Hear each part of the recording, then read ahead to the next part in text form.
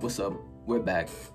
It's been a minute, I know, but just wanted to share something with you guys. School's been kind of weighing on me. I'm not gonna lie, I already told you guys, but midterms is 2 weeks away. I'm almost done, so just bear with me. It's been a minute, but I got a topic I want to share with you guys, and it's prepare for the worst, but expect the best. I was watching these special operator videos, basically special forces. That's another name for them. We're talking about the preparation it takes and what you must do. And I started thinking, like, it's really no different from when you want to achieve a goal, for when you want to achieve something kind of challenging for yourself. Anything that's any goal that's challenging for you, that you're like, I don't know, that's a close one, that's a struggle, you gotta fight for it, really fight for it. All the planning is the same. So I'm gonna tell you guys how to plan for a goal like this, or just how to plan for your goals in general. That, because I always apply this no matter what. I always have a plan B, plan C, right? And so basically, let's just say you have a hard marathon that you're about to run, right? You want to prepare for the worst case scenario, for the worst situation. Because oftentimes I find, and even I do this sometimes, it's easy to think of a goal and just think of the glory behind the goal, to seek out the glory of, like, damn, yeah, I'm gonna win that trophy, I want to run the marathon, I'm gonna win that medal, I want to run the marathon, right? But that's all you're thinking about is the medal. You're not thinking about the calluses that you're gonna get, the blisters. You might trip and fall and land in mud, getting dirty. It might rain, it might be stormy, right? You're not thinking about all that stuff. Your shoes might break, your pants might rip, all that situations, right?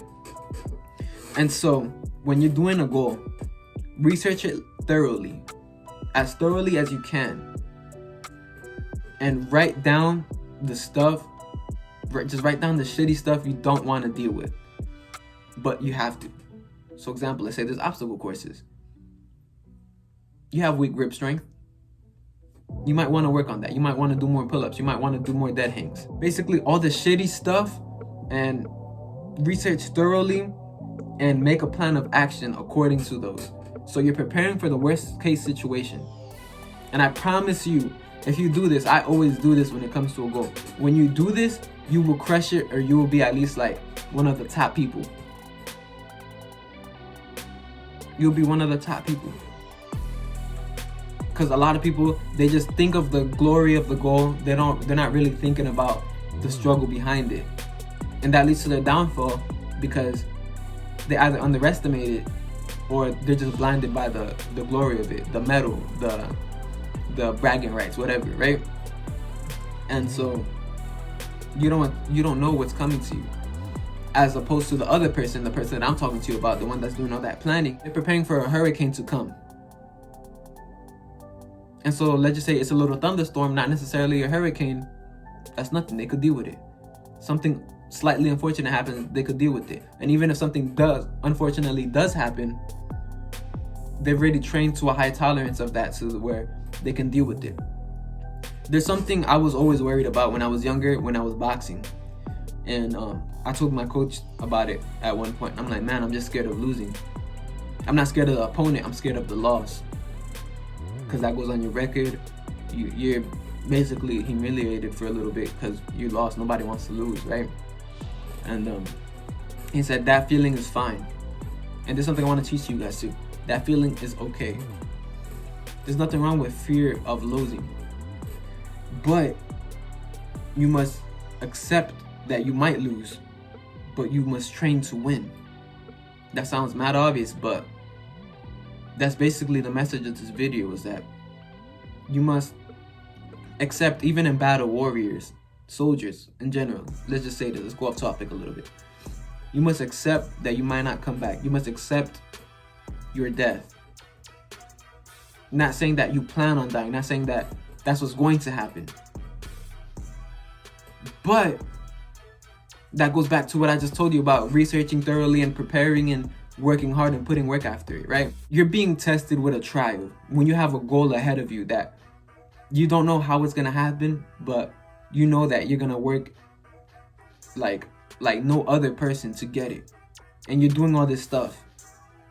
When shit gets hard, when shit hits the fan, when you get punched in the mouth, like how Mike Tyson says, you have nothing else to rely on except the work that you put in previously, the research that you've done. the preparing for the worst case scenarios. Because when all that's said and done, that's all you have to rely on. So if you're nervous, you're scared about a goal, if you're worried and that unsure feeling, you're only unsure because you're unsure of the work that you put in. You obviously didn't put enough work. You obviously didn't do enough for you to be confident in yourself. Because sure, everybody has that anxiety. But you can always go back to like, I've done everything that I can. So whatever happens, if I die, if I lose, whatever happens, I'll know that it's because of something outside of my control. Because I've done everything that I could in my control. I put in the work. So I expect to win. I know I'm going to win. If that doesn't come, I'm okay with it. And I know that I've done everything to achieve. People that prepare for the worst case scenario, let's say, people that put in that extra work, that do all that diligent training, that do all that research, success is almost always guaranteed to them because they always feel like they're not doing enough. Because I find it funny how it's always the people that feel like they've done enough. People that always put in little work but then wonder why they're not doing what they're doing, or wonder why they're not achieving. Because we're not the same, bro. We're not the same. When I get off of work, I'm studying, finding a way to get more money. I'm out doing DoorDash. I'm out doing something that will push me forward. When you get off of work, you hop on Fortnite. When you get off of work, you're taking naps. That's why we're different. This is what drives me in life is preparing for the worst but expecting the best. When you do this, a lot of people will be like, oh man, you're being negative, bro. Come on, stop being negative. You just gotta believe that everything's gonna work out. You just gotta believe it, man. Everything's gonna go good. You're doing all this for no reason. You're doing all the extra work for no reason. It's like, just stop being negative. I'm not being negative. You just gotta be realistic. I have that warrior mentality. You might not have it, but don't tell me not to have it because that's not you. I understand that.